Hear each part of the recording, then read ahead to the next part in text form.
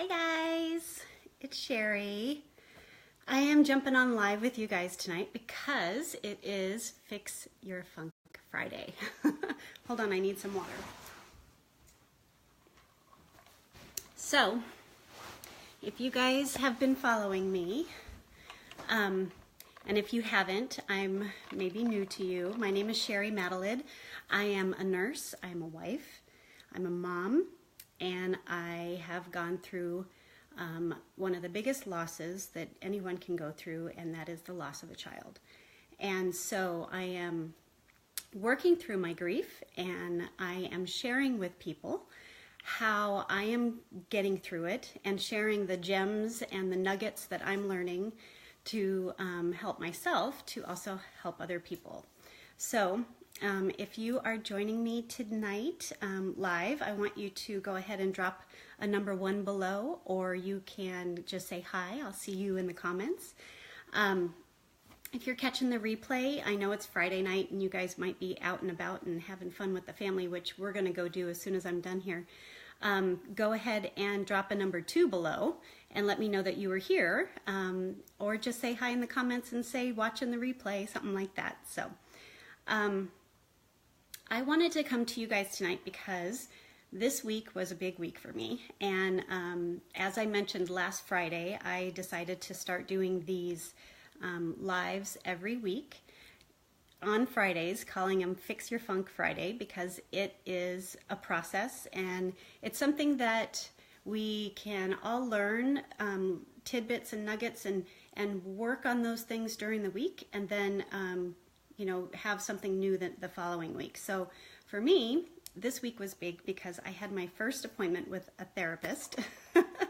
And I never thought I would have to go see someone, but I honestly have to tell you that it's going to be a big change for me, and it's going to be really helpful. I'm 2.5, almost 3 years into the loss of my daughter, and it's a freaking roller coaster.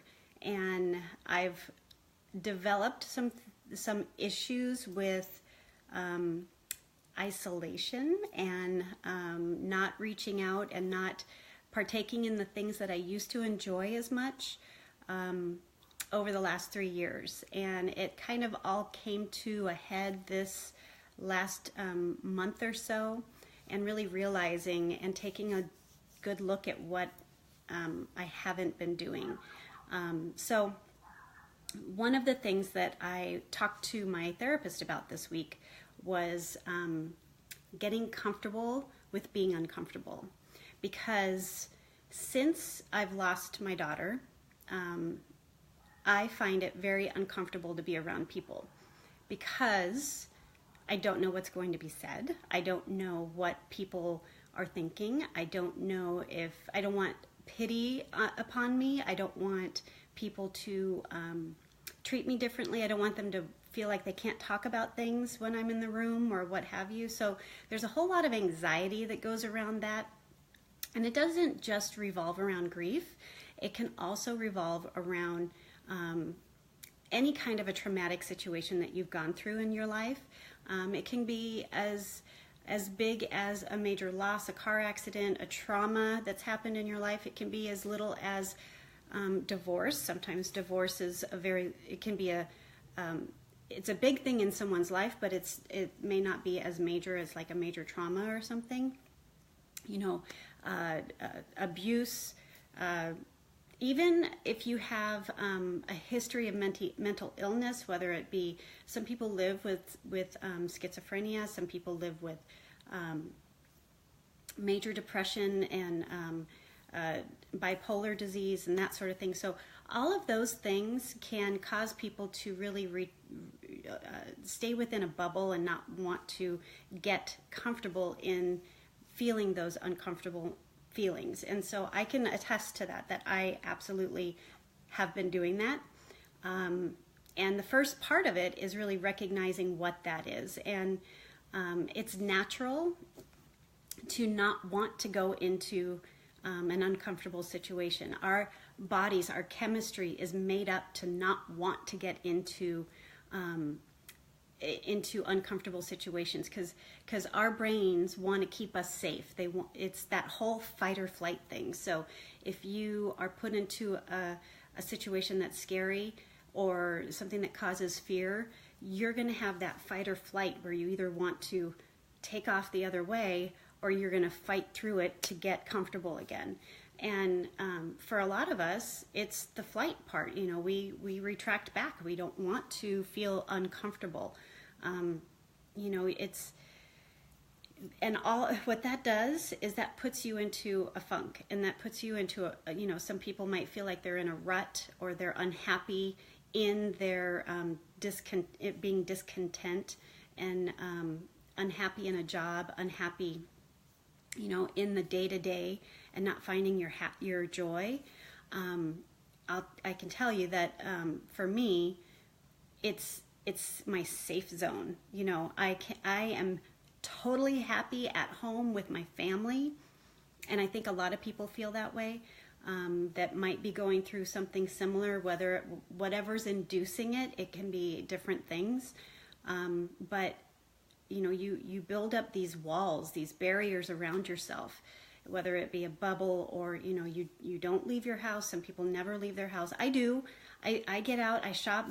My uncomfortable zone is where I have to have conversation with people, face to face, or in a more of a party type situation or a gathering, because I don't know what's going to be said, and I get really uncomfortable and full of anxiety. And the first part of this is really recognizing that. So I've recognized that is happening to me, and that happens to a lot of people. And the thing is, you have to learn how to manage those feelings. So, first you recognize that you get uncomfortable and you don't like it, because nobody likes to be uncomfortable. So you take off, or you avoid certain situations. Number two, you have to learn how to accept those feelings. So accepting the fact that you have them, and then accept them, that you know that you have to deal with them. If you want to go on avoiding, you're going to hold yourself back from success, whether it be with living the life that you want to live, having the life experiences that you want to have. If you're happy being in your house and just living in that bubble, that might be for you. But for most people, you want to see life. You want to see life. You want to experience life around you, and having those experiences and the emotional connection to that. And there's definitely times that your emotions will have a physical effect, and that might cause another issue of not having being comfortable with that, because some people have GI upset, some people sweat, some people shake, something like that.